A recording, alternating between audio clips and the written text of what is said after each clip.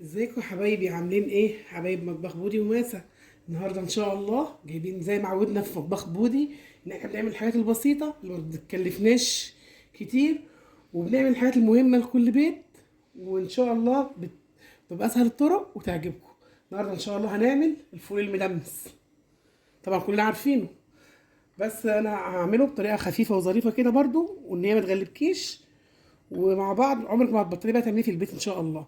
يعني الفول ده انا عامل بالليل للصبح، قولي يعني قيمه 12 ساعه. جايباه فول اللي هو دوت قدامكم اهو، ده بتاع التدميس.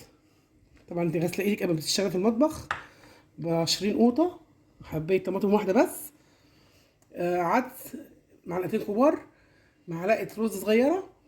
لو مفيش كان المفروض احط عليه فول مدشوش، بس ما مش متوفر عندي، فالبديل بتاعه الرز، مش مشكله يعني، برضه مؤدي الغرض. والسر بتاعنا اللي هيخليه كهرمان وحلو زي اللي بتشتري مع العربيات، الليمونه الصفر. محمد حبيبي يا رسول الله، لو ما عندكيش بقى، انا دي الدماسه عندي موجوده، لو ما عندكيش يبقى في حله يعني ملمومه شويه، وتحطي على فيها الفول والميه المغليه اساسي اول 5 دقايق، ونهدي النار بعد كده عليه، بتوطي النار عليه قوي زي الشمعه كده، وبياخد بيدي مع نفسه لغايه ما يستوي. نقول بسم الله الرحمن الرحيم، نحط المكونات بتاعتنا.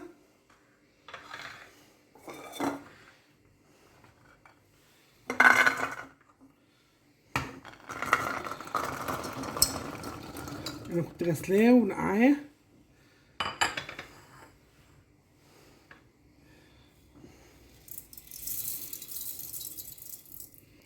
خلاص كده المكونات بتاعتنا حطيناها: الفول، العدس، معلقه الرز بالظبط مش اكتر ولا اقل، والطماطمايه المبشوره، والسر في الليمونه الصفراء. ومسخنين الميه بتغلي، وهنحطها قدامكم. ولما نزود برضو ميه بتغلي علشان ما يجلدش معاكي وميبقاش حلو.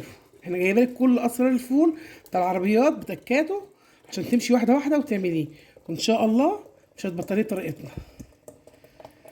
اول 5 دقايق يغلي معاكي على النار، وبعد كده بتهدي عليه زي الشمعه، وتزودي كل ما يحتاج تزودي ميه. هتقلبي كله مع بعض المكونات بالشكل ده بس، وهتشوفيها بتغطيها كده، الغطا بتاعها هتوربيه عليها عشان لما تيجي تفور ما تفورش على البوتاجاز وتتفرك البوتاجاز.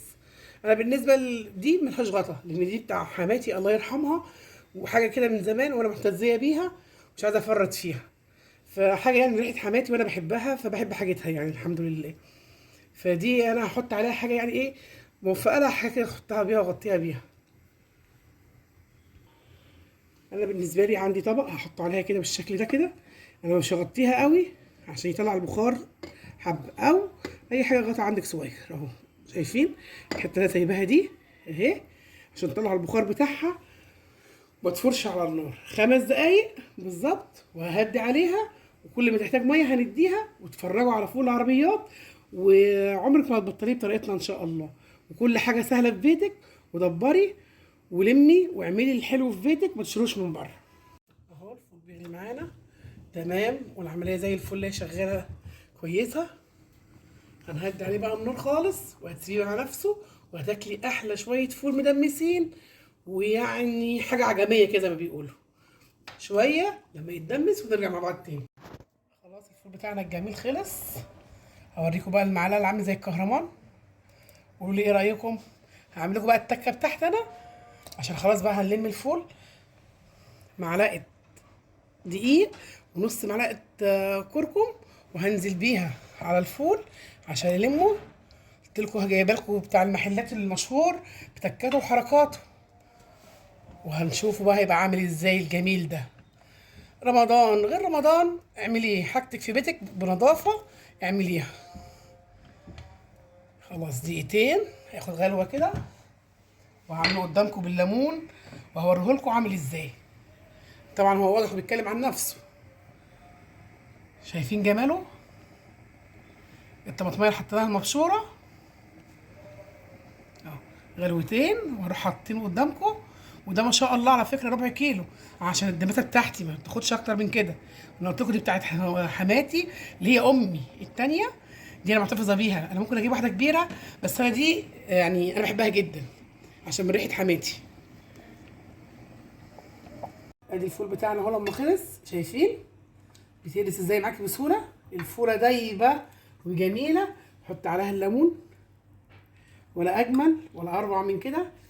وقولوا لنا ايه رايك في الفول بتاعنا، باسهل حاجه وما تشتروش من بره تاني. وما شاء الله تبارك الله، يعني حاجه زبده كده، زبده وعاملاها في بيتك بنظافه. قولوا لنا ايه رايك في الفول اهو، حاجه بيتي نضيفه انت عاملاها في بيتك بألف هنا وشفا. متنسوش القناه بتاعتنا الجرس الجميل واللايك والشير عشان نكبر بيكو وليكو. قولوا لنا ايه رايكم في الفول الجميل ده.